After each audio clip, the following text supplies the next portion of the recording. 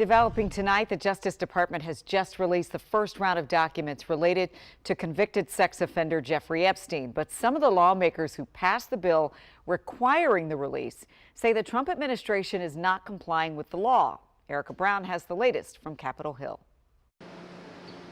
Friday afternoon, the Justice Department released several 100,000 documents related to convicted sex offender Jeffrey Epstein. President Trump signed that law 30 days ago, and we have been working tirelessly since that day to make sure that we get every single document that we have within the Department of Justice, review it, and get it to the American public. Files released on the DOJ website include photos, audio recordings, printed documents, and video, but much of it appears to be items already in the public domain.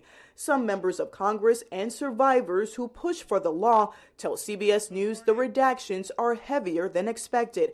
But the White House insists by releasing the files, the Trump administration is the most transparent in history. President Trump has said for years that he wants full transparency, and he wants the Department of Justice to release everything that we can.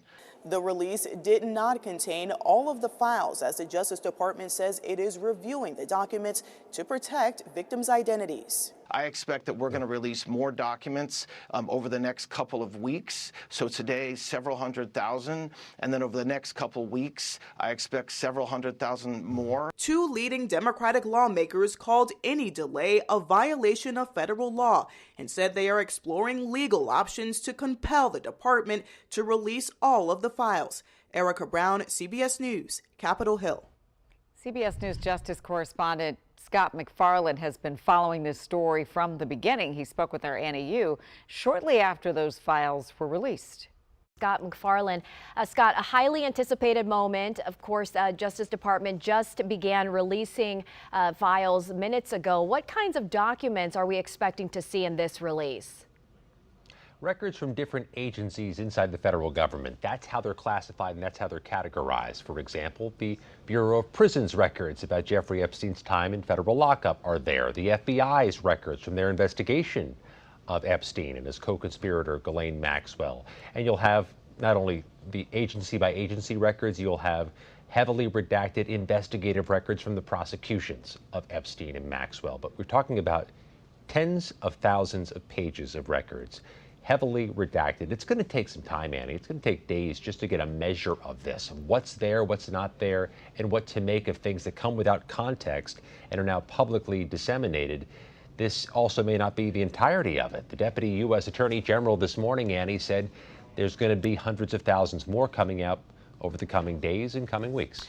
And I think many people are wondering how much transparency will we actually see in these documents? Will names of high-profile figures be revealed or heavily redacted? What do you think? Well, they are searchable files. You can go in there and look for certain things. You know how you do it on your computer. If you want to look for a certain name in a record, you can do that.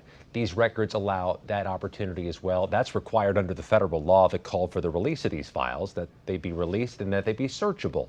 These are searchable, but because they're not the entirety and because there are so many redactions, which are necessary to protect victims, privacy, investigative tools, it's unclear any of this is going to put out the political fires or the conspiracy theories that have for so long surrounded the whole Epstein controversy. Right. I mean, we're talking thousands of records in the case, including photos and call logs.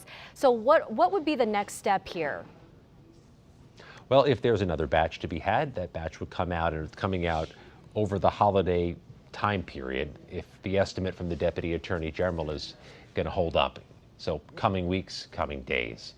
There are also, though, these years-long fights that have been going on from survivors of Jeffrey Epstein trying to get their case information and their case files. If they can't find it here, these records may supercharge their own lawsuits as they challenge to get their own personal records back from the feds.